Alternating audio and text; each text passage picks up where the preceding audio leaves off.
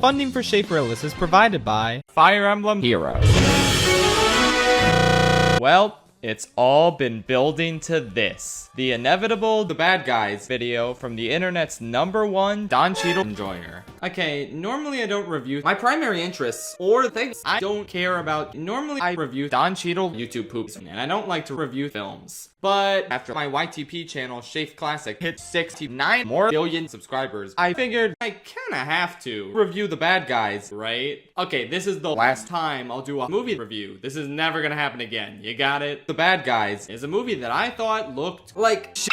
Conceptually and animation-wise, that is. I hate what Spider-Verse did to the animation industry.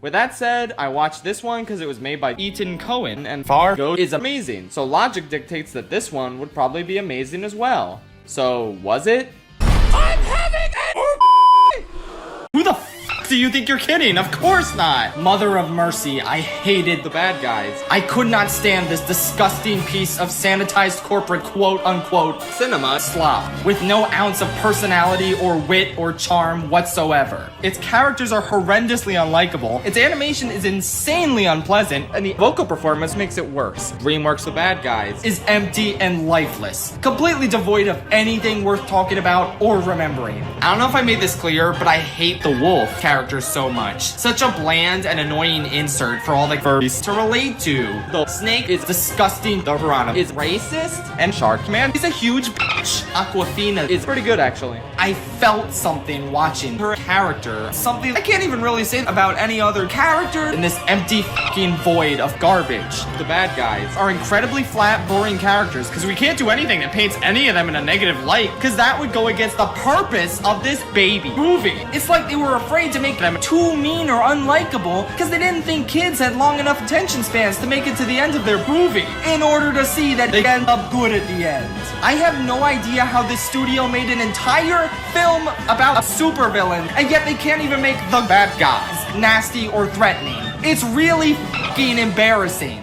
But you know who we're perfectly fine with painting in a negative light? The fucking good guy. What?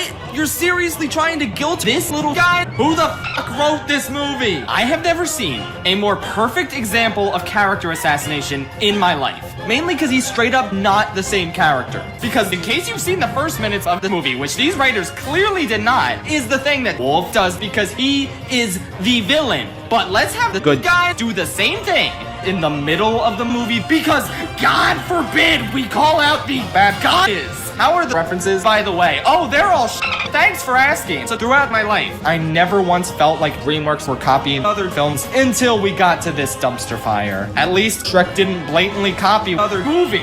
I feel like I'm losing my goddamn mind! This is so fucking shitty! I can't take it! I have not hated a product this much since Pikmin 4. I am so happy that now that this video's done, I have no reason to ever revisit it for the rest of my life. Oh, what's that? You have a single well-written character. One within this pile of shit.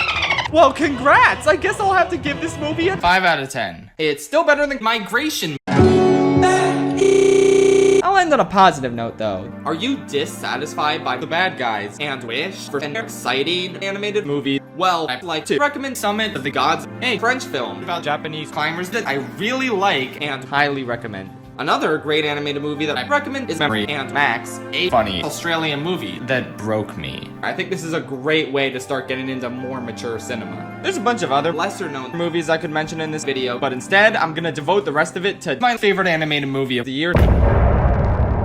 While this isn't the pinnacle of animation and cinema, even I can't deny that this is an amazing movie. A film that I was looking forward to because I knew there was very little chance of it disappointing.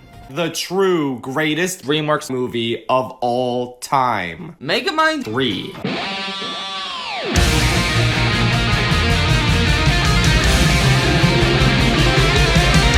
Oh my god, holy hell, this is insane! What? It was this good? Megamind 3 lives up to the hype and then some. It may genuinely be the best sequel I've ever seen in my life, taking everything the first film established and expanding it in exceedingly brilliant ways. amping up the tension exponentially, offering a far stronger emotional core, even better action, a way more intimidating and intense villain. Now this is a damn movie if I've ever seen one. And yet, at the center of it all is a deeply emotional story between Megamind and Roxanne. They get what makes these characters and this story special. Only now have I tried and consistently loved enough of these characters to say, yeah, I'm thinking I'm a Megamind and Roxanne shipper. I love their relationship. It's so wholesome. And then there's the villain, Don Cheadle, aka the best animated villain of all time. My jaw dropped when they revealed he killed Keiko.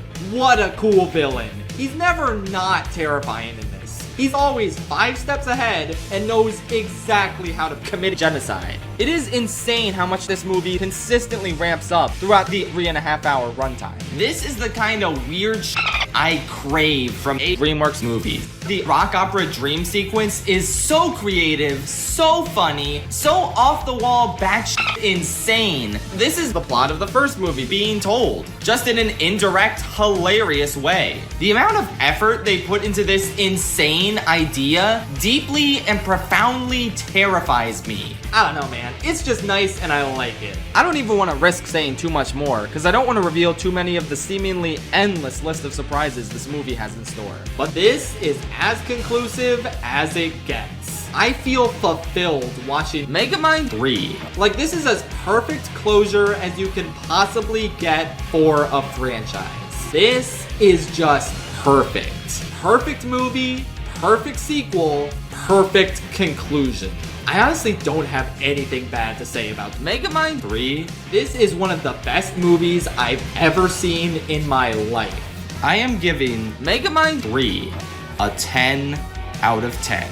Okay, for real? This is the last time I'll do a Schaffrillas YouTube poop. This is never gonna happen again. You got it? Now if you'll excuse me, I'm gonna go make an extended YouTube poop about Cars 4 at 1:30 in the morning. And then inevitably make a long Cars franchise YouTube poop video. Good night, tri-state area.